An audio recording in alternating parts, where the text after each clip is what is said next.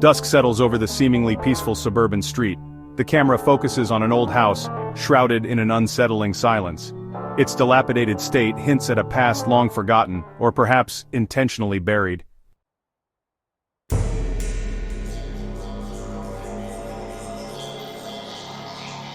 Murmurs of an unseen resident echo amongst the neighbours. Stories passed down through generations paint a picture of a recluse, a phantom, a figment of someone's imagination. But what is real? And what is merely a fabrication born of fear?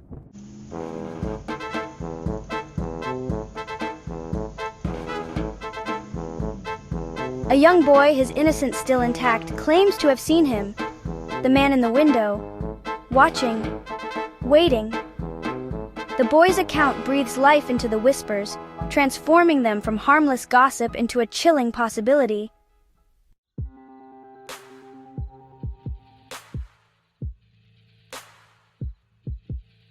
The sun began its descent, casting long shadows across the pristine lawns of Maplewood Drive. The air, still warm from the summer sun, held the promise of a cool evening breeze. Children's laughter, a symphony of joyous shrieks and playful banter, faded as the streetlights flickered to life, painting the sidewalks with an orange glow. But at the end of the cul-de-sac, where manicured hedges gave way to overgrown weeds, stood a house that defied the tranquility of its surroundings. It was a Victorian mansion, once grand, now succumbing to the relentless grip of time and neglect. Its paint peeled like sunburnt skin, revealing the bare bones of its former glory. The windows, like vacant eyes, stared out blankly, their glass panes clouded with years of accumulated dust. A rusted wrought iron fence encircled the property, its once proud points now blunted and bent, as if defeated by years of battling unseen forces.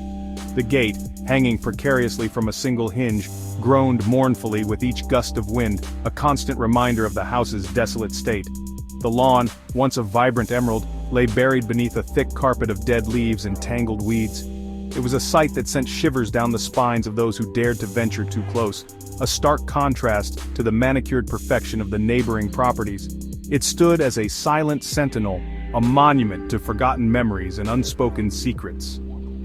The old house at the end of Maplewood Drive was more than just a dilapidated dwelling. It was an enigma, shrouded in an eerie silence that spoke volumes. Its very presence seemed to cast a pall over the otherwise idyllic neighborhood, a constant reminder that even in the most ordinary of places, darkness could lurk just beneath the surface. It was a house that whispered of forgotten tragedies, of lives lived and lost, of secrets buried deep within its crumbling walls.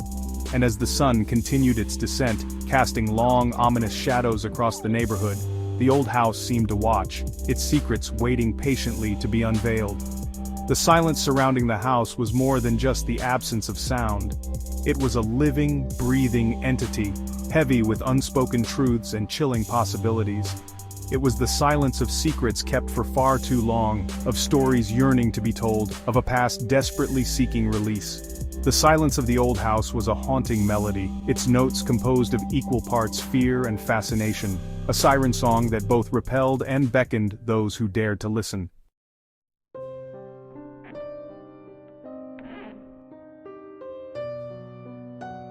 For years the residents of Maplewood Drive had whispered about the old house at the end of their street. Their hushed tones and furtive glances betrayed a mixture of curiosity and apprehension, a testament to the hold the house had over their collective imagination.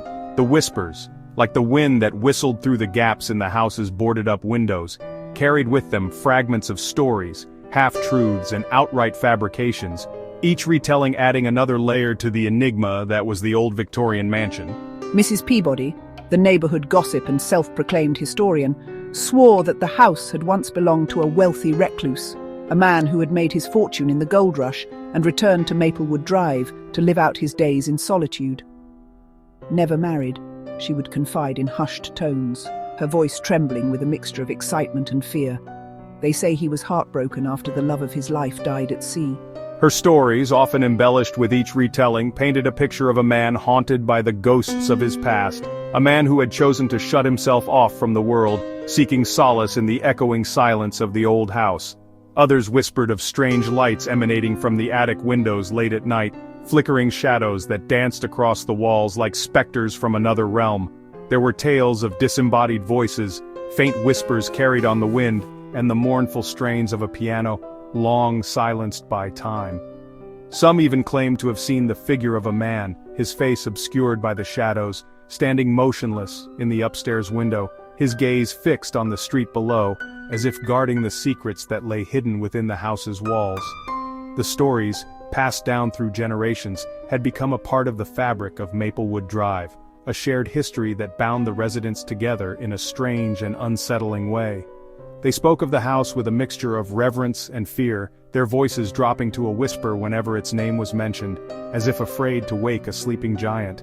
The old house, with its air of mystery and melancholy, had become a legend, a cautionary tale whispered to children to keep them from straying too far from home after dark. It was a reminder that even in the safety and familiarity of their suburban haven, there were still secrets that lurked in the shadows, waiting to be unearthed. As the years passed, the whispers continued, fueled by the house's unwavering silence and the occasional strange occurrence that defied logical explanation. The old house remained an enigma, its secrets closely guarded within its crumbling walls. It was a place where imagination ran wild, where fear and fascination intertwined, and where the truth, whatever it may be, remained elusive.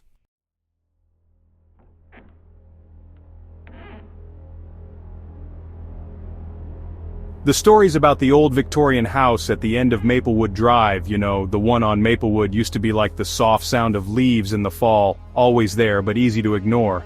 But as time went on, the stories changed. They became more urgent, more like a warning. It started small. Neighbors saw strange things. A curtain closed in a window that was always empty before. Footprints in the wet grass leading to the porch, then disappearing. A faint candlelight flickering behind a boarded-up window late at night. Each thing by itself wasn't a big deal, but together, they made everyone feel uneasy. Like a thick fog rolling in. People used to think the stories about the house were just stories. Now they weren't so sure. The house wasn't just spooky anymore. It was scary. Gap 2S.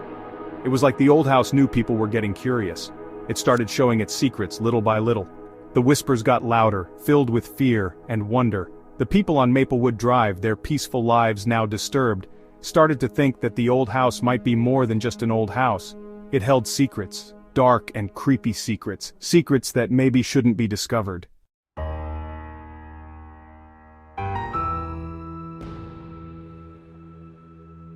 Sarah Miller, a young mother new to Maplewood Drive, had heard the whispers about the old Victorian mansion at the end of the street. She had listened politely as her neighbors recounted the tales of the reclusive millionaire, the strange lights, and the disembodied voices, her smile a carefully constructed mask that hid her true feelings.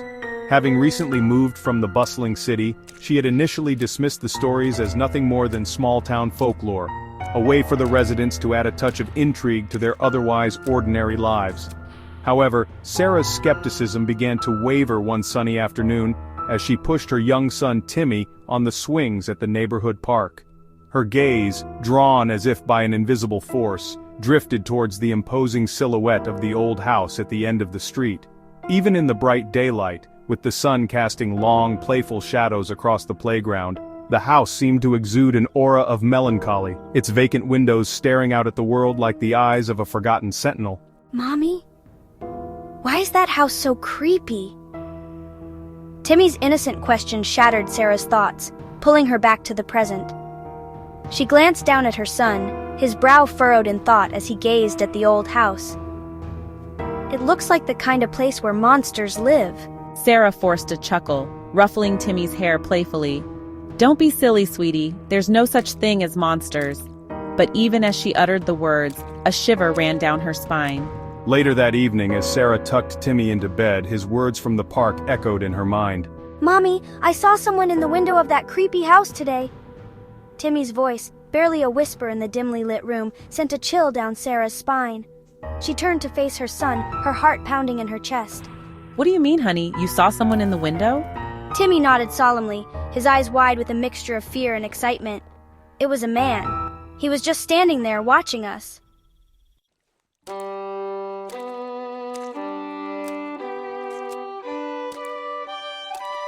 Sarah sat on the edge of Timmy's bed, her mind racing as she tried to make sense of her son's words. Part of her wanted to dismiss his claim as nothing more than a child's overactive imagination. After all, Timmy was known to have a rather vivid imagination, often regaling her with tales of talking animals and magical creatures. But there was something in his voice, a solemnity that belied his tender age, that gave her pause. "Are you sure you saw someone, Timmy? Maybe it was just a shadow, or a trick of the light." No, Mommy, it was a real person. I saw his face. He had a beard and really sad eyes. Timmy's description, though innocent and childlike, sent a shiver down Sarah's spine. The image of a man, his face etched with sadness, watching them from the shadows of the old house was both unsettling and strangely compelling. It was as if Timmy, with his innocent eyes, had pierced the veil of secrecy that had shrouded the house for so long, catching a glimpse of something that had been hidden from view for far too long. "Did you see anything else, Timmy? Did the man say anything to you?" No, but he smiled at me. It wasn't a nice smile, Mommy. It was creepy.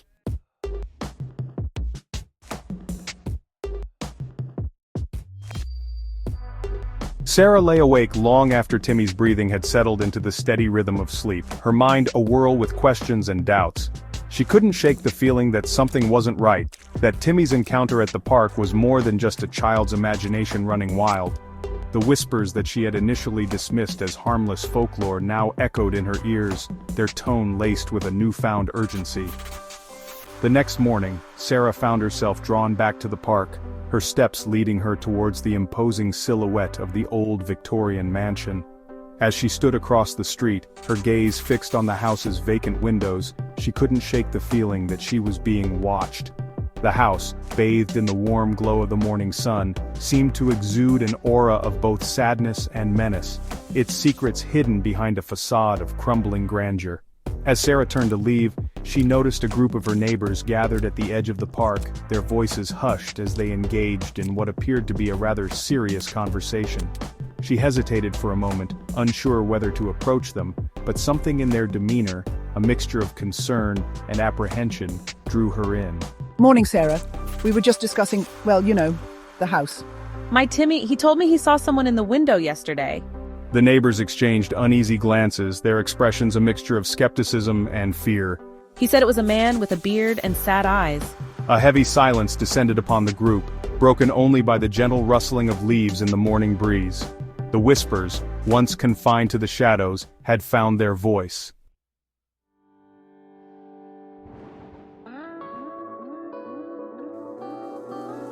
A palpable shift occurred amongst the residents of Maplewood Drive. The whispers, once tinged with a blend of fear and fascination, morphed into something more urgent, more demanding. Sarah's account of Timmy's experience, the chilling image of the man with sad eyes and a creepy smile, resonated deeply within the community, shattering the illusion of safety that had long defined their idyllic suburban existence. We can't ignore this anymore. Something ain't right about that house, and it's time we got some answers. Her words, spoken with an uncharacteristic air of authority, ignited a chorus of agreement from the assembled neighbors. Fear, a powerful motivator, had finally eclipsed their long-held reluctance to delve too deeply into the mysteries of the old house. The whispers escalated into a cacophony of demands for action, a collective cry for reassurance that their peaceful community hadn't succumbed to something sinister lurking in the shadows. A call was made, a reluctant plea for help directed at the one person who represented the last bastion of order and security in their small town, Sheriff Davis. As the residents of Maplewood Drive anxiously awaited the arrival of the law, a palpable tension settled over the neighborhood, as thick and suffocating as the humid summer air. The old house at the end of the street, once an object of morbid curiosity, had become a tangible threat, its secrets now poised to unravel the very fabric of their once peaceful community.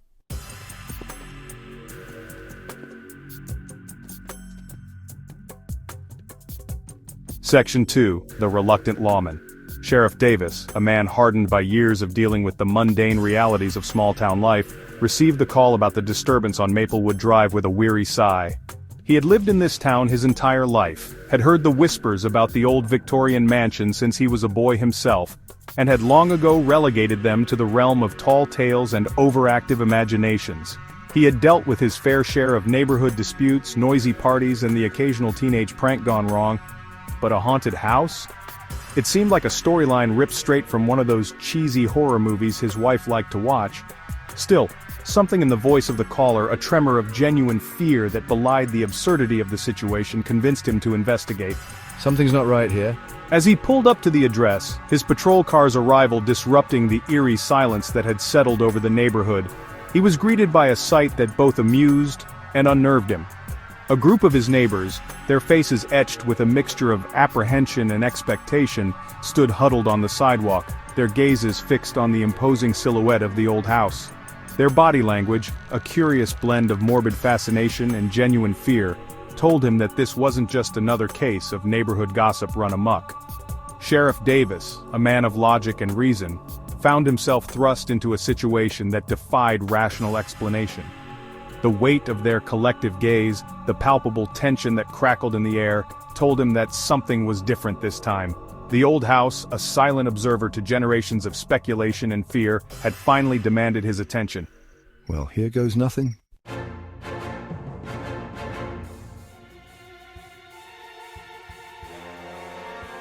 Section 3. A Threshold Crossed. With a resigned sigh and a silent prayer for patience, Sheriff Davis stepped out of his patrol car and approached the group of anxious residents. He listened patiently as they recounted their concerns, their voices hushed as if afraid to disturb the very air around them. He nodded politely as Sarah Miller, her face pale with worry, described her son's encounter with the man in the window. He even managed to stifle a chuckle when Mrs. Peabody, her voice trembling with excitement, launched into a dramatic retelling of the tale of the reclusive millionaire and his lost love. These folks really believe this, Ed. Despite his skepticism, a sliver of doubt began to worm its way into Sheriff Davis's mind. He had known these people his entire life. They were good, hard-working folks, not prone to flights of fancy or unfounded hysteria. And yet, the fear in their eyes was undeniable, as real as the badge pinned to his chest. All right, let's see what we can find. With a deep breath and a silent prayer for a quick resolution, he turned towards the old house. The residents, their faces etched with a mixture of hope and trepidation, parted slightly to allow him passage, as if he were a knight embarking on a perilous quest. As Sheriff Davis reached the front porch, its wooden planks groaning ominously beneath his weight, he couldn't shake the feeling that he was crossing a threshold into the unknown. The air around him seemed to grow heavy, laden with a palpable sense of dread, as if the old house was drawing him into its embrace. This place, there's something about it.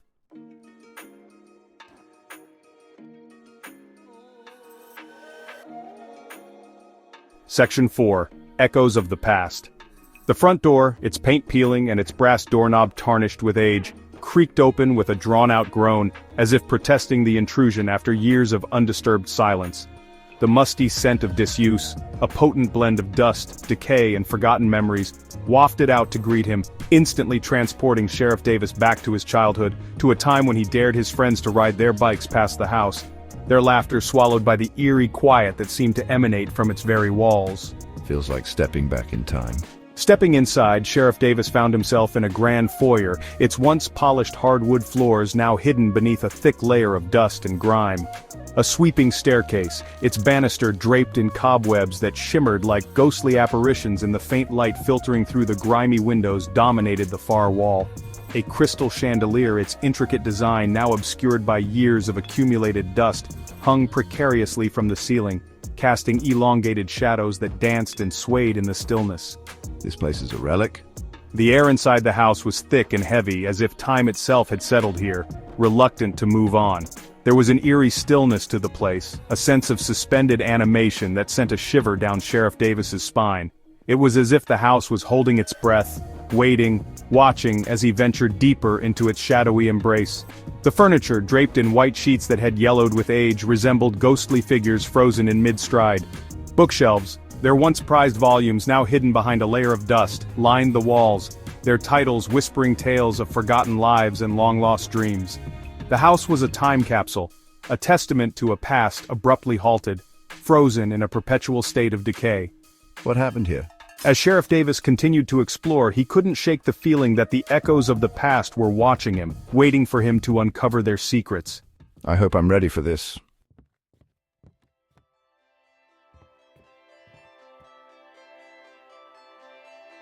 As Sheriff Davis made his way through the house, each room an echo chamber of abandonment and decay, a sense of unease settled over him. The silence was unnerving, broken only by the sound of his own footsteps echoing through the empty halls. He had expected to find evidence of squatters, perhaps signs of vandalism or forced entry, anything to explain the strange occurrences that had plagued the neighborhood. But the house, for all its eerie stillness, seemed untouched, undisturbed.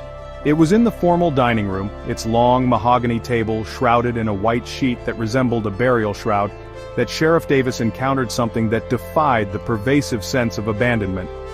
Resting on a small circular side table, its surface coated in a thick layer of dust, was a single water glass. It was an ordinary glass, nothing fancy, the kind found in diners and roadside cafes across America. But what made it stand out in this tableau of decay was its pristine condition. The glass, unlike everything else in the room, was spotlessly clean. Its surface, free of dust or grime, gleamed faintly in the dim light filtering through the dusty windows. It was as if someone had recently used it, had taken a sip of water and then vanished into thin air. The mundane object, a beacon of inconsistency in a house seemingly untouched by time, sent a shiver down Sheriff Davis's spine. The hair on the back of his neck prickled with a primal fear he hadn't felt since his days as a rookie cop, when every shadow held the potential for danger and every creak of the floorboard could signal a threat. He cautiously approached the table, his hand hovering over the glass as if expecting it to disappear before his very eyes. The silence in the room seemed to deepen, amplifying the sound of his own heartbeat drumming in his ears.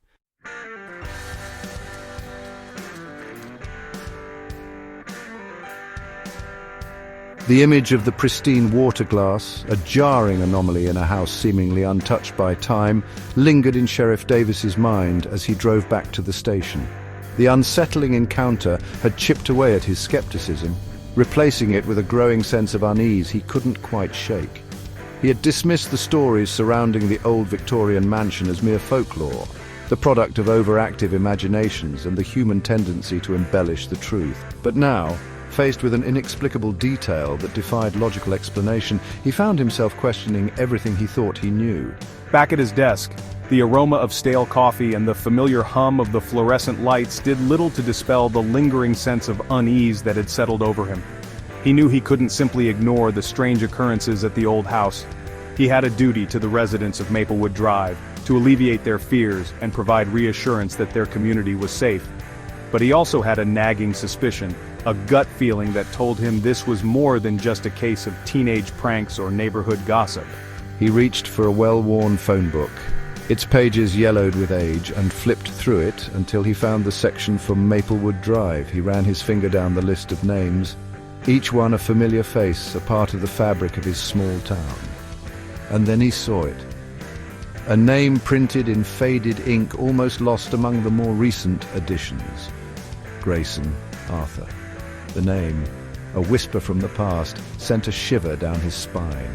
Arthur Grayson, the reclusive millionaire, the subject of countless rumors and whispered tales. He had all but vanished from the town's collective memory, his existence reduced to a ghost story told to frighten children and entertain tourists. But now, as Sheriff Davis stared at his name, he couldn't shake the feeling that Arthur Grayson held the key to unraveling the mystery of the old house.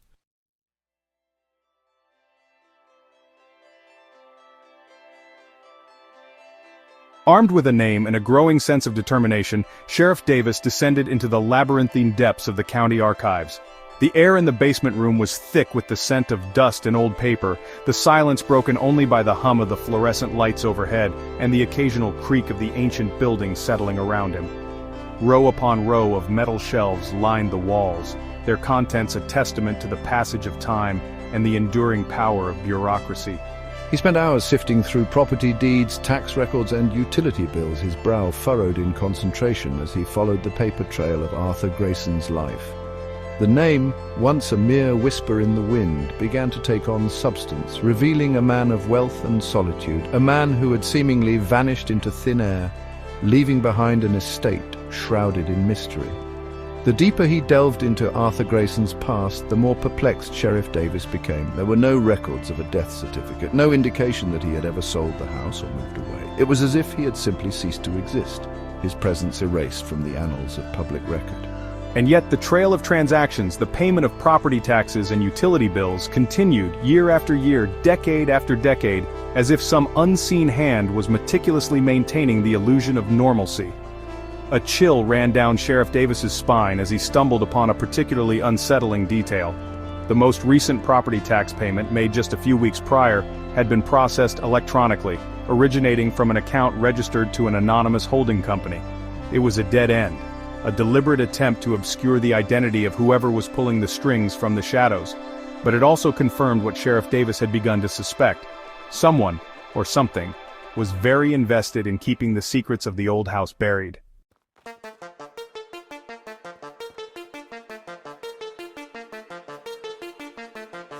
Word of Sheriff Davis's investigation spread through Maplewood Drive like wildfire, reawakening old fears and fueling a fresh wave of speculation. The residents, their idyllic suburban bubble now irrevocably punctured, gathered in hushed groups on front porches and at the park, their voices laced with a mixture of apprehension and morbid curiosity. The old house at the end of the street, once an object of whispered tales and childhood dares, had become a tangible threat, its secrets now poised to unravel the very fabric of their community. Timmy's chilling account of the man in the window, once dismissed as a child's overactive imagination, now haunts my waking hours. I can't shake the feeling that something sinister is afoot, that the old house holds dangers far greater than we can imagine. Determined to protect my son and uncover the truth, I decided to take matters into my own hands. She purchased a high-definition security camera, its sleek black design a stark contrast to the quaint floral wallpaper in her kitchen, and, with a mix of trepidation and resolve, installed it on a tree across from the old house. She knew it was a long shot, that she might not capture anything of significance, but she couldn't stand idly by while her community teetered on the brink of chaos. As the sun began its descent, casting long, ominous shadows across Maplewood Drive, Sarah retreated to her living room, her laptop open on the coffee table, the screen displaying the live feed from the camera. The old house, bathed in the golden light of the setting sun, appeared deceptively serene, its secrets hidden behind a facade of crumbling grandeur.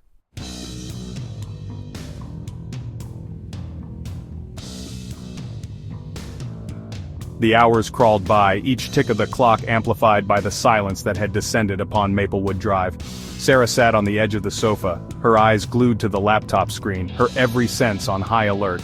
The live feed from the camera, a monotonous display of swaying branches and the occasional passing car, did little to ease her growing sense of unease. She had expected this, had prepared herself for a long, tedious night of watching and waiting, but as the darkness deepened and the shadows outside her window grew longer, she couldn't shake the feeling that something was about to happen. Just when my eyelids began to droop, and the rhythmic chirping of crickets outside my window threatened to lull me into a false sense of security, a sudden flicker of light in an upstairs window of the old house jolted me back to attention. It was brief, lasting only a fraction of a second, but it was enough to send a jolt of adrenaline through my veins. There it was again, a faint yellowish glow emanating from behind a dusty window pane, like a single candle flame struggling to stay lit in a drafty room. It flickered erratically for a moment, then vanished as quickly as it had appeared, leaving behind only the unsettling memory of its presence. Sarah, her eyes wide with a mixture of fear and exhilaration, reached for her phone, her fingers trembling as she dialed Sheriff Davis's number. She had captured something, a fleeting glimpse into the hidden world of the old house, a confirmation that they were not alone. The whispers, the rumors, the chilling tales that had haunted Maplewood Drive for generations were true. And now, with proof in hand, she was determined to bring the secrets of the old house to light.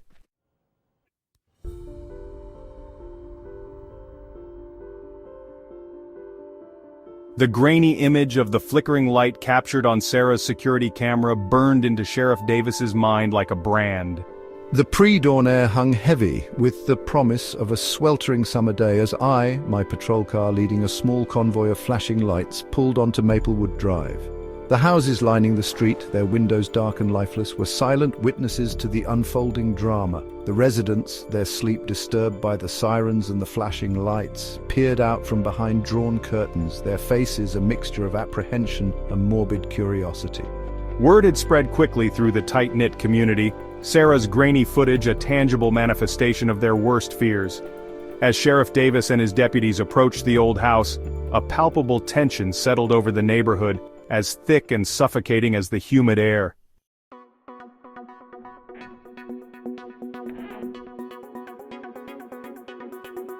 The familiar groan of the old house's front door, its hinges protesting the intrusion after years of undisturbed silence, echoed through the stillness like a death rattle.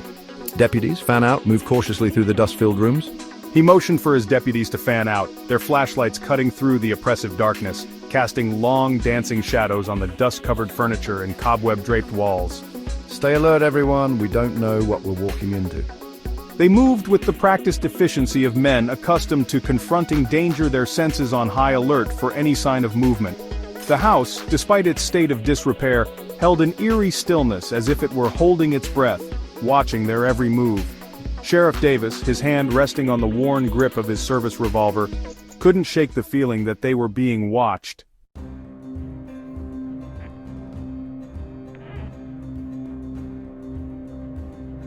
The upstairs hallway, dimly lit by a single cobweb-shrouded window at the far end, was a study in contrasts.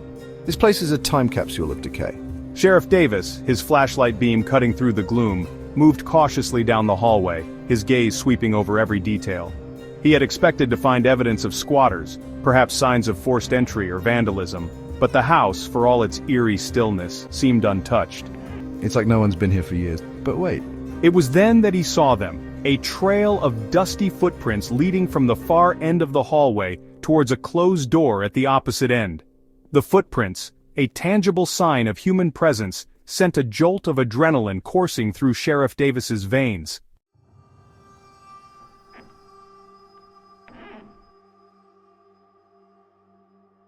The attic door, its paint peeling and its surface marred by years of neglect, stood slightly ajar, as if inviting them to step inside.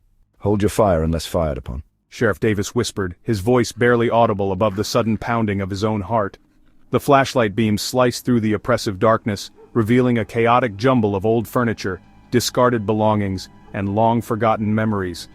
A figure, tall and gaunt, huddled in the far corner, shrouded in shadows, its features obscured by the dim light and the intervening clutter. Sir, show me your hands. The figure flinched, then slowly, almost reluctantly, turned to face them. The man's face, etched with fear and years of hardship, was a roadmap of their collective history.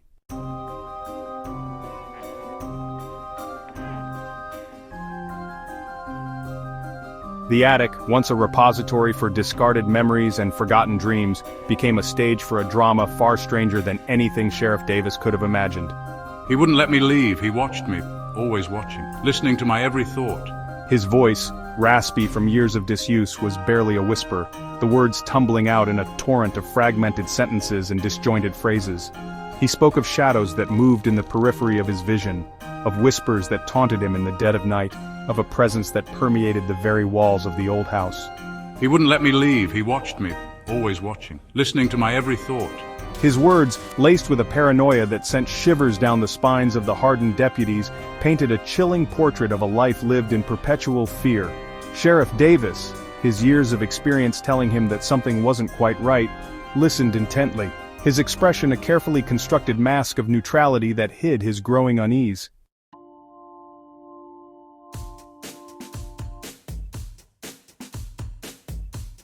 Arthur Grayson's words tumbled out in a torrent of fragmented memories and paranoid delusions, each sentence more bizarre and unsettling than the last.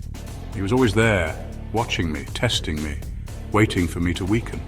He described a being of pure malice, a creature of shadow and whispers, its motives as inscrutable as its true form.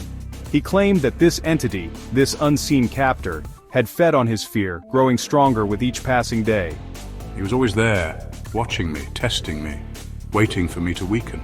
He had been a prisoner in his own home, his every move monitored, his every thought scrutinized, his will slowly eroded until he was nothing more than a puppet. The deputies, hardened lawmen accustomed to dealing with the worst humanity had to offer, exchanged uneasy glances, their skepticism warring with a growing sense of unease.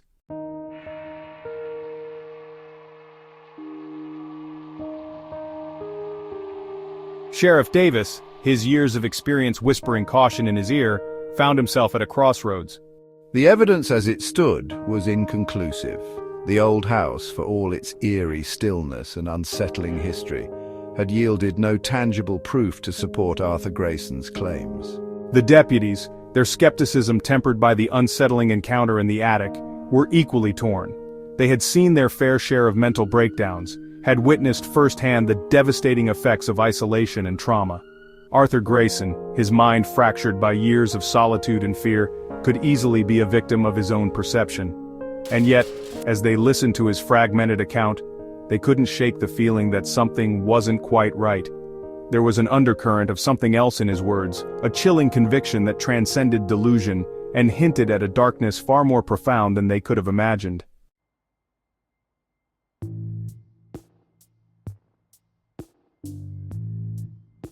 As the morning wore on and Arthur Grayson's fragmented story unfolded, a chilling pattern began to emerge. The deputies, their initial skepticism waning, found themselves drawn into Arthur's world, their senses on high alert for any clue, any detail that might shed light on the truth. There was the matter of the meticulously maintained finances, the property taxes and utility bills paid on time, year after year, as if by an invisible hand. There was the flickering light in the attic window, captured on Sarah's security camera, a fleeting glimpse into a world shrouded in secrecy. And then there were the whispers, the chilling tales recounted by generations of Maplewood Drive residents. The pieces of the puzzle, once scattered and seemingly unrelated, were beginning to fit together, forming a picture that was both intriguing and deeply unsettling. Arthur Grayson's claims, dismissed as the ramblings of a madman, now carried a weight, a resonance that resonated with the whispers of the past.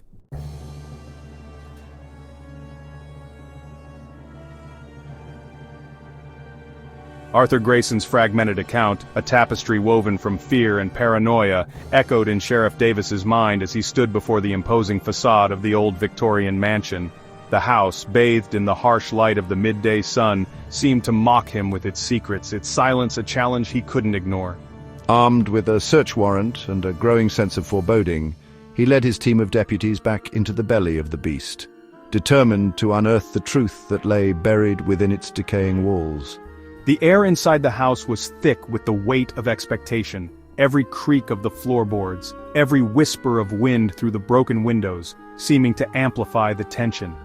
They moved with a newfound purpose, their senses on high alert, their flashlight beams cutting through the oppressive darkness, searching for any sign, any clue that might corroborate Arthur Grayson's chilling tale. The attic, once a repository for discarded memories and forgotten dreams, now felt like the epicenter of a nightmare. The air was heavy with the scent of dust and decay, a musty aroma that spoke of secrets long hidden, of a past desperate to remain buried. Sheriff Davis, his gaze sweeping over the chaotic jumble of furniture and discarded belongings, couldn't shake the feeling that they were being watched, their every move scrutinized by unseen eyes. It was Deputy Johnson, a young man with sharp eyes and an even sharper mind, who made the discovery that sent a chill down their spines. "Sheriff, over here!" he called out, his voice hushed with excitement.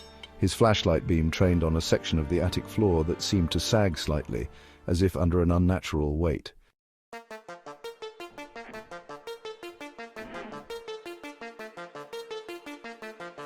The floorboards, their undersides blackened with age and riddled with insect holes, groaned in protest as the deputies, their movements cautious but efficient, pried them loose, revealing a hidden compartment beneath. A collective gasp rippled through the attic as the flashlight beams illuminated the contents of the space below. A wooden chest, its surface coated in a thick layer of dust and grime, its edges bound with rusted iron bands that had bitten deep into the wood over time. The air inside the compartment was stale and cold, as if it hadn't been disturbed in decades, carrying with it the faint but unmistakable scent of decay. Sheriff Davis, his heart pounding in his chest, carefully lifted the heavy chest from its resting place, its weight a stark reminder of the burden of secrets it had carried for far too long. They carried it downstairs with a reverence usually reserved for sacred objects, their movements slow and deliberate, as if afraid to disturb the ghosts of the past they had unearthed. The chest, its contents carefully laid out on a stainless steel table at the forensics lab, told a tale of violence and despair. Inside, wrapped in a faded linen cloth that crumbled at their touch, with the skeletal remains of a human body, its bones bleached white with time, some bearing the telltale marks of blunt force trauma. A tarnished silver locket, its chain broken, lay nestled amongst the bones, its inscription barely visible beneath years of tarnished J.H. forever in my heart. A quick search of the county archives revealed a chilling possibility. The initials matched those of Jonathan Hale, the original owner of the old Victorian mansion. A man who had vanished without a trace decades earlier, his disappearance chalked up to misadventure or a change of identity. The investigation, once focused on a missing person and a rambling tale of paranoia, had taken a grim turn, its trajectory now pointing towards a cold case, a decades-old murder whose roots were entangled with the very foundation of the old house on Maplewood Drive.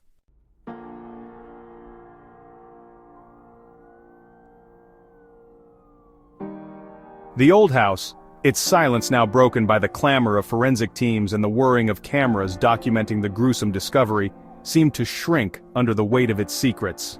The whispers that had haunted Maplewood Drive for generations, once dismissed as mere folklore, now resonated with the chilling ring of truth. The investigation into Jonathan Hale's disappearance and presumed murder, a case long relegated to the dusty archives of the county sheriff's department, became an obsession for Sheriff Davis. He spent countless hours poring over old files, interviewing longtime residents, piecing together the fragments of a life cut short, determined to give a voice to the victim and bring the perpetrator to justice, no matter how much time had passed. The truth, as it slowly unraveled, was more twisted and tragic than anything he could have imagined. Jonathan Hale, a successful businessman and a pillar of the community, had been living a double life, his carefully constructed facade of respectability hiding a dark secret, a jealous brother consumed by greed and resentment, lurking in the shadows, waiting for the opportune moment to strike. The brother, driven by a toxic mix of envy and rage, had bludgeoned Jonathan Hale to death in the attic of the house they had inherited from their parents, his motive a twisted sense of entitlement and a desperate desire to claim his brother's fortune and his life. He had concealed the body in the hidden compartment, covering his tracks so meticulously that he had seemingly vanished into thin air, his crime remaining undiscovered for decades.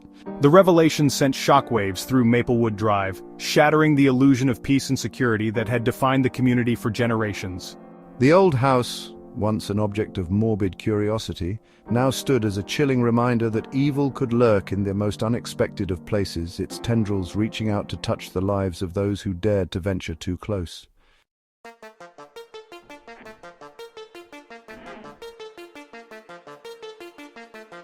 The old Victorian mansion at the end of Maplewood Drive, once a source of idle speculation and morbid fascination, had revealed its secrets, its silence shattered by the echoes of a crime buried deep within its decaying walls. Arthur Grayson, the man who had emerged from the shadows of the attic, was a living testament to the insidious power of fear and isolation, his mind a labyrinth of half-truths and paranoid delusions, his perception of reality forever warped by the years he had spent as a prisoner in his own home. The residents of Maplewood Drive, their idyllic suburban bubble irrevocably burst, were left to grapple with the unsettling truth that had been hidden in plain sight for decades. The monster they had feared, the unseen entity that had haunted their collective imagination, was not a supernatural being, but something far more sinister. The darkness that resided within their own hearts, the capacity for cruelty and violence that lurked beneath the veneer of normalcy. The whispers, once dismissed as idle gossip and the product of overactive imaginations, now carried the weight of prophecy fulfilled. The old house, with its air of melancholy and its secrets whispered on the wind, had been trying to warn them all along. But they had been too quick to dismiss the stories, too eager to cling to their illusions of safety and security, to heed the whispers of truth that had swirled around them like the autumn leaves.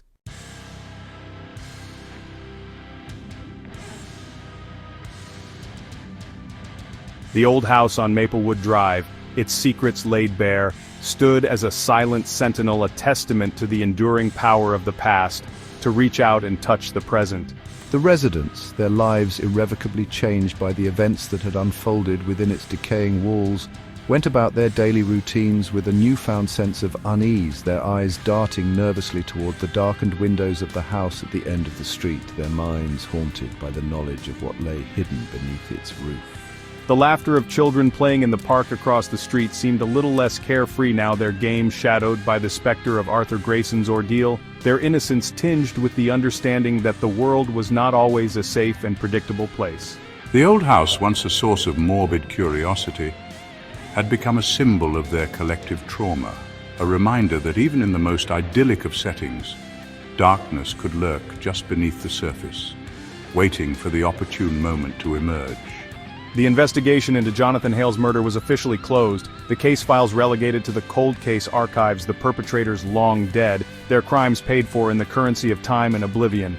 But the true cost of their actions, the ripple effects of their violence and deceit continue to reverberate through the community, casting long shadows over the lives of those who had been touched by the darkness that had taken root on Maplewood Drive.